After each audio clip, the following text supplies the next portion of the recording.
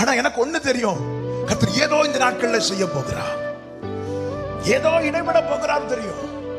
கர்த்தர் சொல்லுகிற ஓடிராத ஓடிராத ஓடிராத, பிரச்சனைக்கு பயந்து ஓடிராத.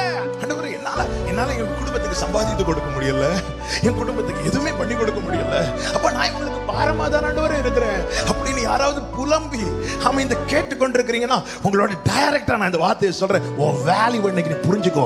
ஒன்னு அந்த குடும்பத்தின் நடுவில் நிக்க தேவன் கிருபை தந்திருப்பது, அந்த குடும்பத்தை விழுங்கும்படிக்கு போராடுகிற பெலிஸ்தியரை மடங்கடிக்க.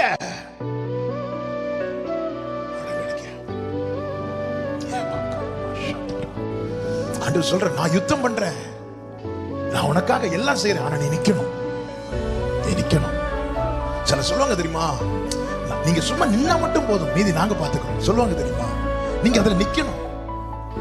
நம்ம என்ன சொல்லுவோம் சில நேரத்துல, ஐயோ எங்களுக்கு அதெல்லாம் செய்ய தெரியும், நீங்க சும்மா நின்னா மட்டும் போதும், நாங்க பாத்துக்கிறோம். ஆண்டவர் இன்னைக்கு சொல்றாரு, நம்ம பார்த்து நீ நிக்கணும், 1 hour பார்க்கணும்.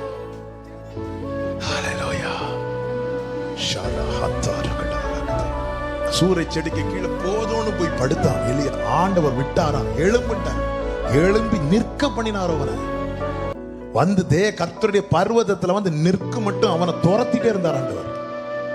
எங்க போய் படுத்து இருக்கிற, எழும்பு, வந்து நில்லுட்டார்.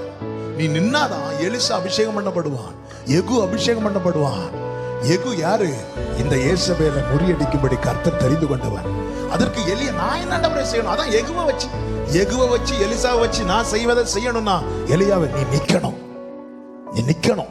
என கேட்கிற அன்பு சகோதரா சகோதரி, உன்னுடைய அடுத்த தலைமுறையை கொண்டு கர்த்தர் நடப்பிக்கிற காரியங்கள் அநேகம் இருக்கிறது. அதை தேவன் நடப்பிக்க இன்று நீ தேவ சமூகத்தில் நிற்க வேண்டியது அவசியம்.